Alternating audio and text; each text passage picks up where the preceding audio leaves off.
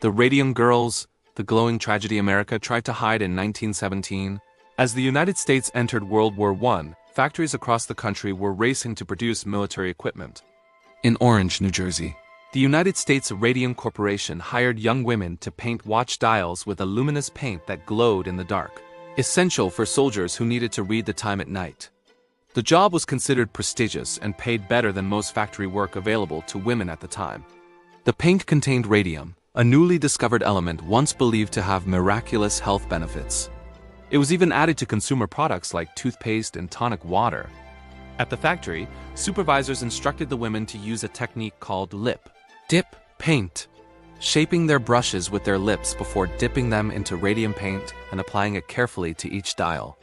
They repeated this motion hundreds of times daily, unknowingly ingesting radioactive material. At first, the work seemed magical. Their hair, skin, and clothes glowed faintly in the dark. Some of the women even painted their nails or teeth with radium for fun, unaware that the glow was a warning sign of the poison accumulating in their bodies. Within a few years, terrifying symptoms began to appear. One worker, Amelia Maggia, developed severe tooth pain. After dentists removed her teeth, her jaw failed to heal and began to decay. Abscesses formed and pieces of her jawbone crumbled away. Other women experienced loose teeth, bleeding gums, chronic fatigue, unexplained fractures, anemia, and tumors. Doctors were confused at first, unable to explain the strange illnesses. The true horror was happening inside their bones. Radium behaves like calcium, so the body stores it in bones and teeth, where it continuously emits radiation, destroying tissue and bone marrow from within. Some doctors reported that when they examined victims, sections of jawbone detached at the slightest touch. As more women became ill, the company denied responsibility. Executives insisted the workplace was safe, despite internal research showing radium exposure was dangerous. Laboratory scientists were given protective gear, but the dial painters were not.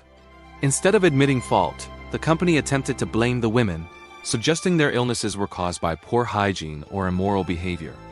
One worker, Grace Fryer, refused to remain silent. Though she suffered from severe spinal damage and constant pain, she spent years searching for a lawyer willing to challenge the powerful corporation. Many refused, fearing the company's influence.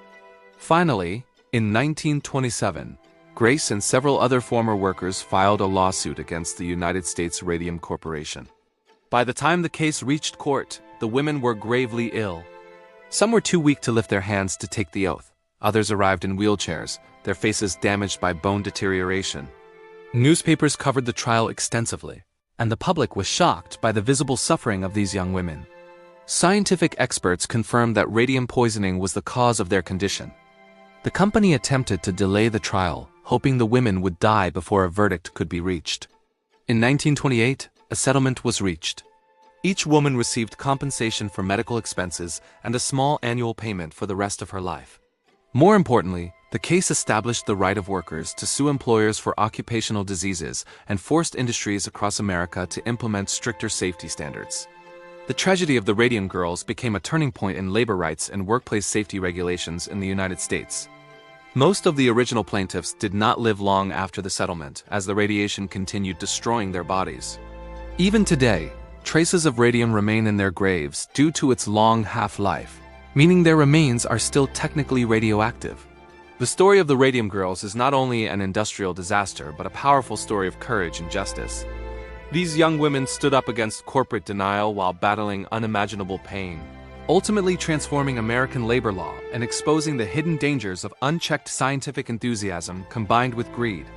They believed they were contributing to progress, but they became victims of one of the most disturbing industrial scandals in American history. And through their suffering, they forced a nation to confront the true cost of ignoring worker safety